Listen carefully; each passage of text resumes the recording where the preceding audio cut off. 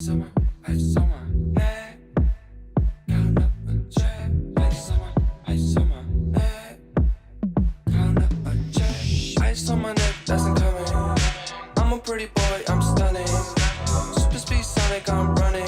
Super speed Sonic, I'm running. What's good, everyone? Welcome back to another episode of the franchise. So, today, my God, no Patriots.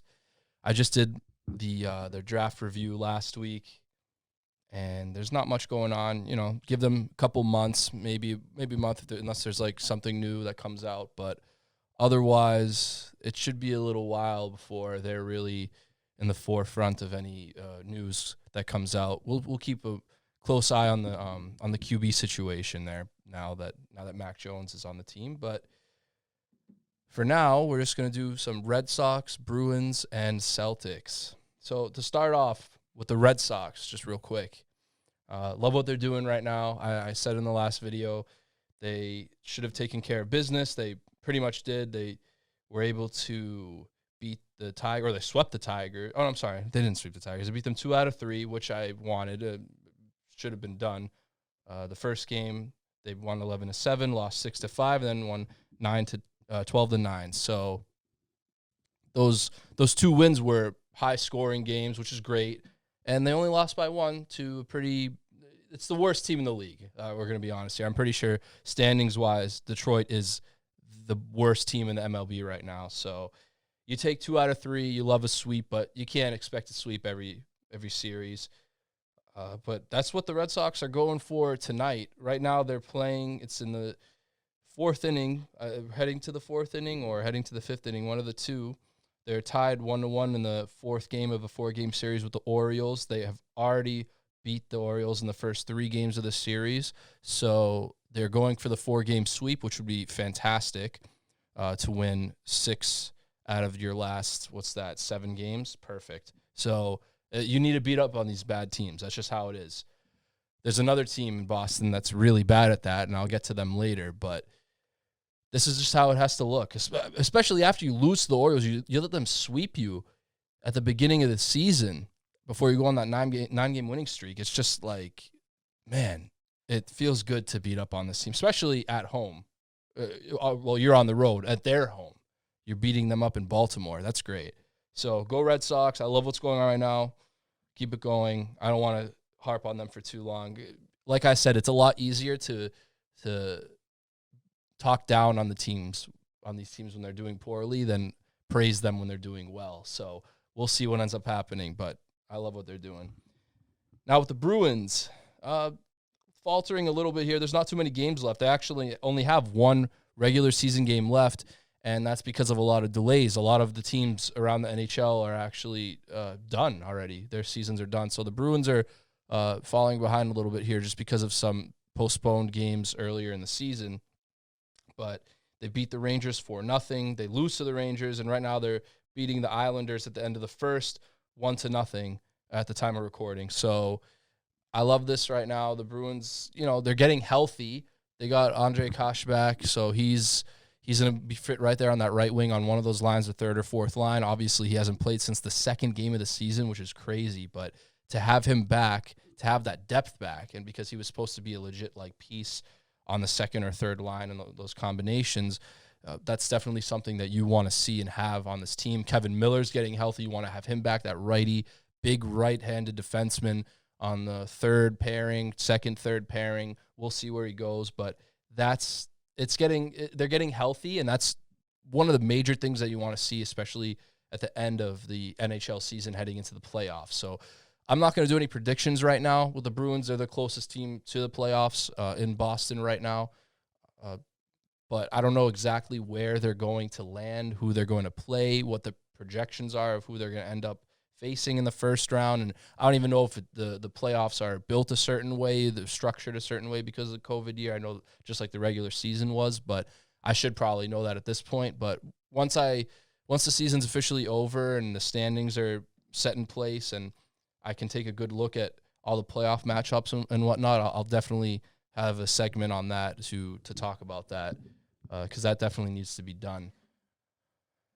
Okay, so there's that for those 2 teams, and there's the one team left that I really wanted to not talk about, I would say more rant about today, the Celtics. So there's the tough news today. Jaylen Brown is out for the season with a torn ligament in his left wrist. He was already missing some games. He had that collision with Tatum that Tatum came out of unscathed, thankfully. But Brown is now out for the season. And as someone who has torn ligaments in one of their extremities before, he's not coming back. So anyone that is, well, the Bruins just allowed the Islanders to tie it up.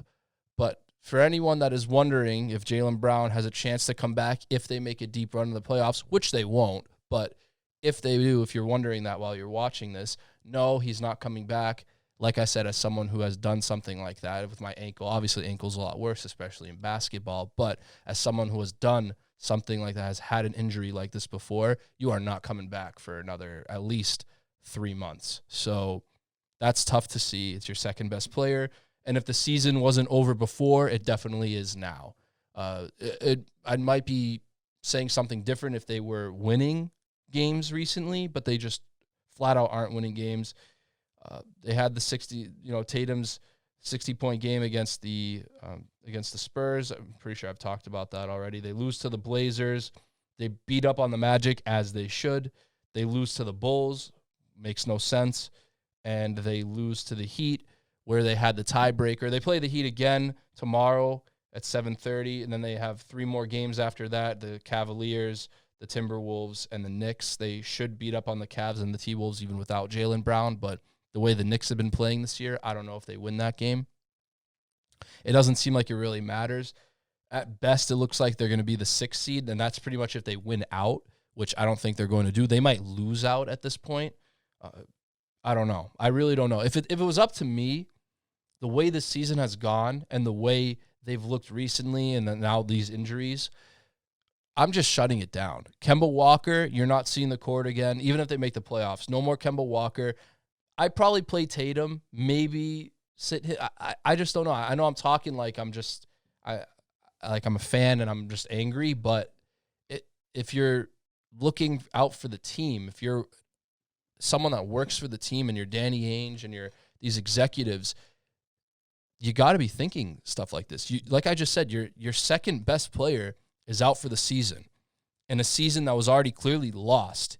Even if you make the top 8, you're probably in the play-in. So do they win the play-in now? Do they lose the play-in? If I'm them, I lose. I sit everyone. I lose the play-in. I miss the playoffs, and I get a better pick and try to redo it again next year, and hopefully you're a better team.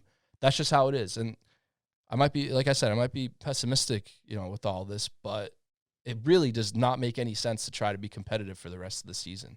You're just going to get it handed to you every night, I feel like, even if you make the playoffs. You got it. So now, right now, they're playing the Hornets. They're playing the Charlotte Hornets, who just got LaMelo Ball back. They're going to get Miles Bridges back eventually, right before the playoffs. So now you got to deal with that young and up-and-coming team, who's clearly better than you all around, which I never thought I'd be saying in my lifetime, that the Charlotte Hornets are better than the Boston Celtics. But that's just how it is right now. They're going to beat up on you in that one game probably. So now you end up losing the 7 and 8 matchup, if that's where you even are, and you're probably going to be home if you're the 7th seed. So you lose that.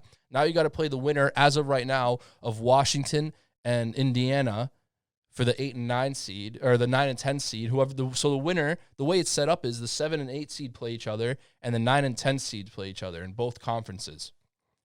The winner of the 7 and 8 seed, even if they finish as the 8 seed, becomes the 7 seed. So the 8 seed, the team that finished in 8th place, can jump up to 7th, and now the team that was in 7th has to play the winner of the 9 and 10 seeds for the 8th seed. It's really confusing, and I get how LeBron can be upset about something like this, especially when it looks like one of his teams is going to be playing in the play-in, so I can understand why that's something he wouldn't be happy about, but it just makes no sense whatsoever for this team to try to continue to be competitive at all. Like I said, I'd shut Kemba down. I'd shut them all down.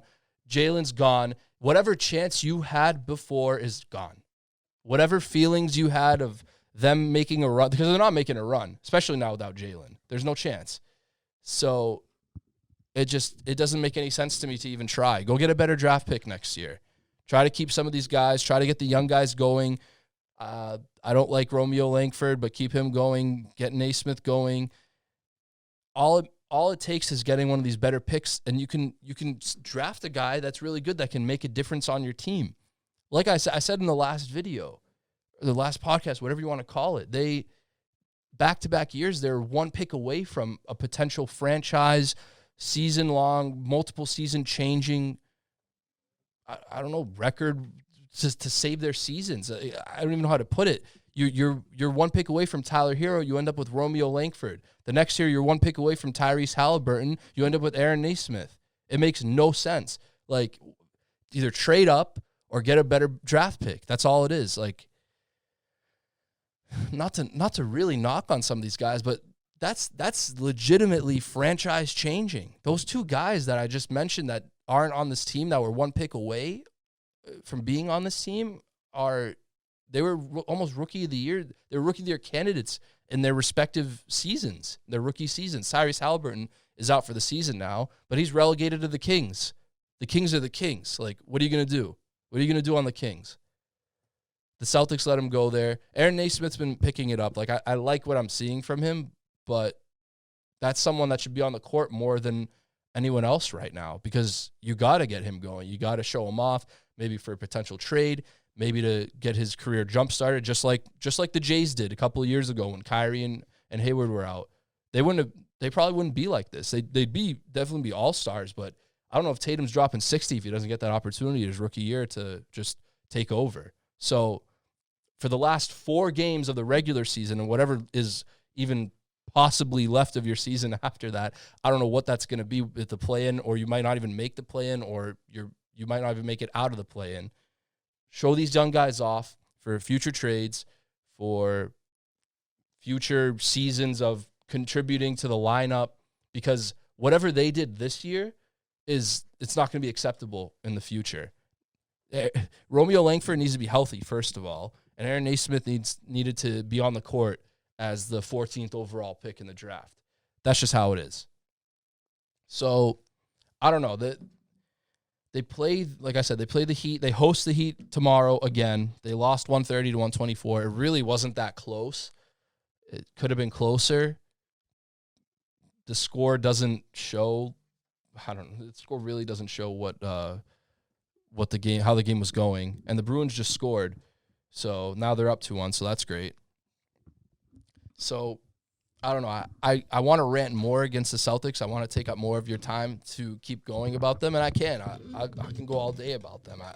I'm not an executive, and I'm not a scout, and I'll never probably be in a situation like that. I'm talking like I'm playing NBA 2K right now, but it's a mess. This whole season, I've been saying it. This whole season has just been an absolute mess. And for it to end like this, it's kind of fitting, but at the same time, it's like so frustrating. It's so frustrating, and I hate to see it. I really do. I expect a lot better out of the Celtics. I expect more out of them, and I know a lot of people do too. Most people watching these podcasts, these videos, listening and whatever, they're listening more so for the Celtics than the Bruins and the Red Sox that I just talked about. The Patriots, too, they listen for. Those are probably the two that I assume, that from what I've heard and what I've seen, that's who they're really looking for. That's who they want to see me talk about. But when a team is bad like that, or just disappointing like that, it's not pretty. It's not pretty at all. And here's the worst part of it. You have that star in Jayson Tatum. He's well on his way to being a top 10 player in this league. But here's the problem that comes with that. He wants to be treated like a top 10 player. And as we've seen, because it's happened in the past, it was a long time ago, granted, when the Celtics were able to get top players in the league to come to their team to form a super team, like Kevin Garnett, like Ray Allen, because they were disgruntled. there was a little bit of disappointment in where they were at the time because they weren't being competitive. They were putting up the numbers, but their team wasn't competitive. You see where I'm getting at? You know where I'm going with this? If Jayson Tatum becomes a top 10 player in this league and the Celtics aren't competitive, what do you think is going to happen eventually? Even if he's under contract for another 3-4 more years at max money, the players control the NBA. Jayson Tatum's not going to want to be here anymore. He's not from here.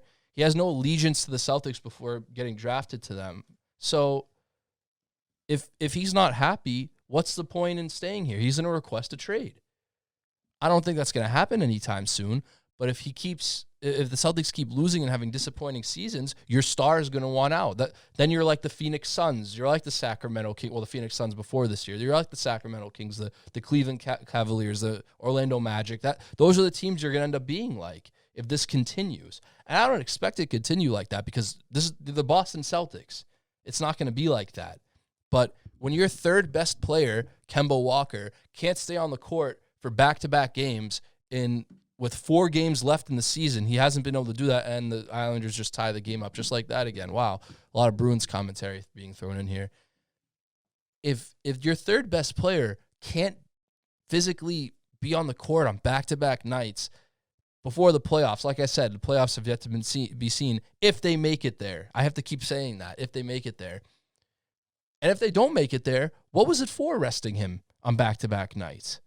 And if he still can't do that, what's the point of playing him? Like I just said, rest him. If he can't play back-to-back nights, what's the point of risking that investment, that over $30 million investment in that player that you have right now? What's the point in risking him getting hurt in a meaningless lost season? It makes no sense. It really makes no sense at all. If you lose that guy, and now he's out going into next season, and he still can't play back-to-back games, and he still can't compete and play at his highest potential, which I don't think he ever will ever again because of the severity of his knees. But if he can't do that, and it's because of you playing him at the end of a lost season, that's a really bad look.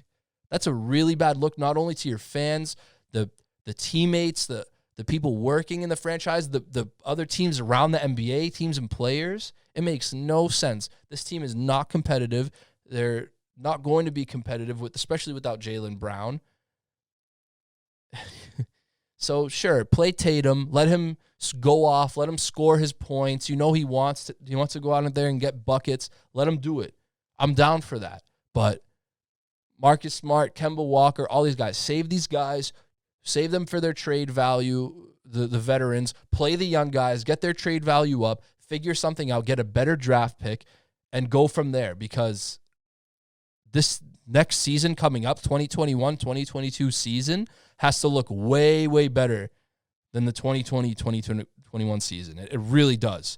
Because if it doesn't, Brad Stevens is gone, 100%. Danny Ainge is possibly gone. I wouldn't be surprised. And don't be surprised if a lot of the other players are gone.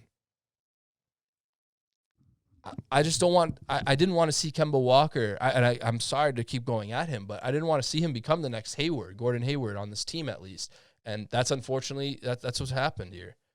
So I don't know what the moves are. I wish they could get a center in here to actually get things going in the paint and whatever. Tristan Thompson just doesn't get the job done as a starter.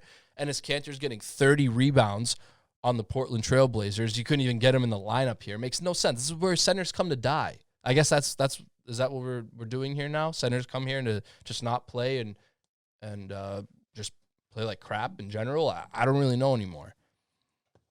Man, these rants drive me crazy. I want to keep going, and I'm going to end up repeating myself. Like, it's really frustrating. Like, I want to see them do well. I'm a huge Celtics fan, man. Like, I really am. And then you look at the Lakers across. That's where I'm going to go with this next. You look at the Lakers across conference. They're in the West. They're the 7th seed, just like you. But they have LeBron James and Anthony Davis. LeBron James is coming back. They're both banged up. Anthony Davis just dropped I don't know if it was a career high, it was at least a season high, I believe. So you have 2 of the top 5 players in the NBA. That's a completely different story than the Celtics in the 7th seed. First of all, the West is a lot tougher. So being in that spot is still not ideal for the Lakers. But again, you have two of the top 5 players in the NBA. You don't have that luxury on this team. And even if they do falter, the Lakers, and they lose those guys in free agency or they're gone, they're still the Lakers. You get them to come in. You get other guys, everyone's replaceable there. Maybe not LeBron for the immediate future, but everyone's replaceable on the Lakers. You get a new guy all the time there. It's not the same case on the Celtics. You need to trade for that guy. That's why Andre Drummond, when he got bought out, went to the Lakers instead of the Celtics, because you didn't trade for him because you need to trade for him because you're not the Lakers, you're the Celtics. It doesn't matter how many championships both teams have, equal 17 championships. Awesome. That's great. It's Boston. That's LA. I can recognize that. Can you guys recognize that? A lot of people are going to want to go to LA compared to Boston. Sorry. That's just how it is. I don't think that should come to a surprise to anyone. So the Lakers should be worried about the rest of their season, but not as worried as the Celtics or their future. Either one. Celtics, you really need to pull your head out of your asses at this point. That's just, the season has just been unacceptable. I didn't think they were going to be amazing. I don't even remember where I put them. I think I put them as high as possibly being like the 2 or 3 seed, and look at where they are. I don't think anyone had them as low as the 7 seed or 8 seed. That was, I don't even think that was a possibility in people's minds. But the fact that we're at this point, we've reached this new low. It's a new low. The fact that there's a new low in this low season is just unbelievable. It just drives me crazy. It makes no sense. It drives me crazy. You have these young studs. You're one of the few teams in the NBA that had 2 All-Stars. It makes no sense. It just makes no sense at all. So, like I said, no Patriots. No Patriots tonight. There isn't really any news. So, that's all I have with them. I'm trying to think. Patriots, anything. Nothing. Just looking forward to the season with them, thankfully. Looking forward to that more than the Celtics. Oh, I guess Patriots news is the rumor is that the Patriots and the Buccaneers, the game here in New England, might be on Thanksgiving night. So Tom Brady's return might be Thanksgiving night here, which would be insane. Obviously, it'd be really tough to get tickets to something like that, but I just that's something I'm looking forward to that more than probably anything that's gone on in the Celtics season so far. You know, it's so sad to say that. It really is. It's so sad to say that. It's so sad, but that's just how it is. I don't know. Go Red Sox. Go Bruins. I'm going to say go Celtics, but you know how it is with them, and go Patriots, even though they're not around yet. Anything else? We got anything else? No, I don't think so. I'm like looking around asking no one. It's just me in here. So thank you all for your support so far. Thank you all for watching and listening. And don't forget to like and subscribe to the channel. I really appreciate that. Share this as much as you can. I'm trying to get those subscribers up. And I'll see you all next time. Call me Big Papa, I'm Sonny. I spot the dick when she want it. I'm a bad boy, make lovin'. I'm a bad boy, make lovin'. Hey, good pussy sound like pastor. I got young dick, call the pastor. She got good brain,